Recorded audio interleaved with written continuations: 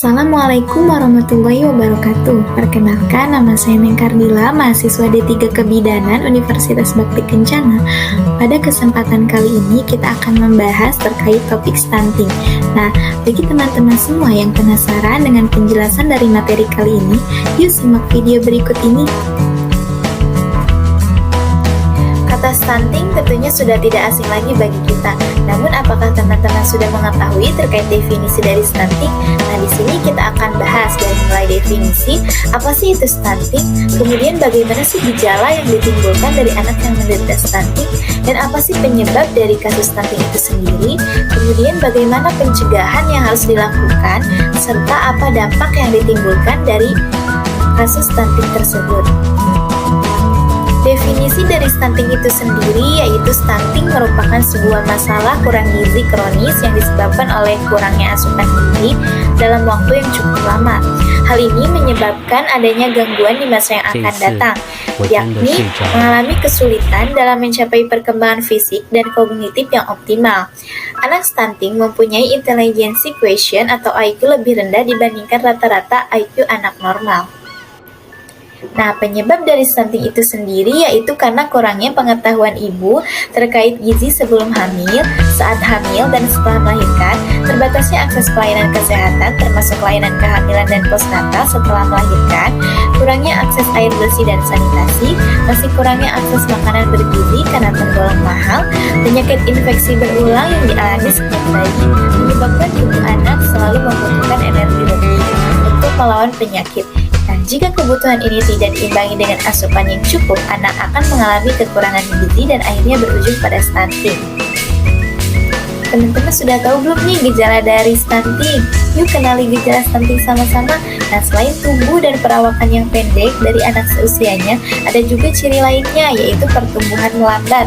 Wajah tampak lebih muda dari anak seusianya, pertumbuhan gigi terlambat, performa buruk pada kemampuan fokus dan memori belajarnya.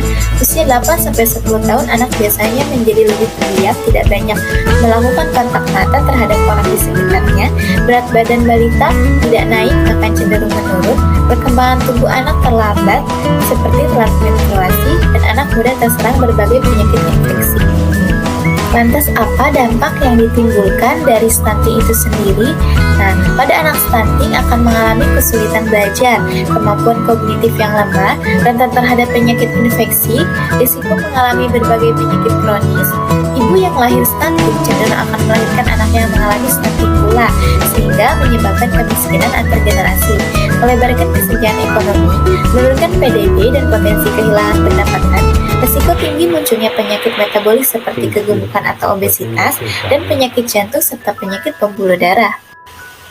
Mencegah stunting pada masa kehamilan dan persalinan dapat dilakukan dengan cara pemantauan kesehatan secara optimal beserta penanganannya pada 1000 hari pertama kehidupan bayi, pemeriksaan kehamilan antenatal care secara rutin dan berkala, melakukan proses persalinan di fasilitas kesehatan terdekat seperti bidan, dokter, dan puskesmas, memberikan makanan tinggi kalori, protein, serta mikronutrien untuk bayi, dan melakukan deteksi penyakit menular dan tidak menular sejak dini, memberantas kemungkinan anak terserang cacingan, serta melakukan pemberian ASI eksklusif selama 6 bulan.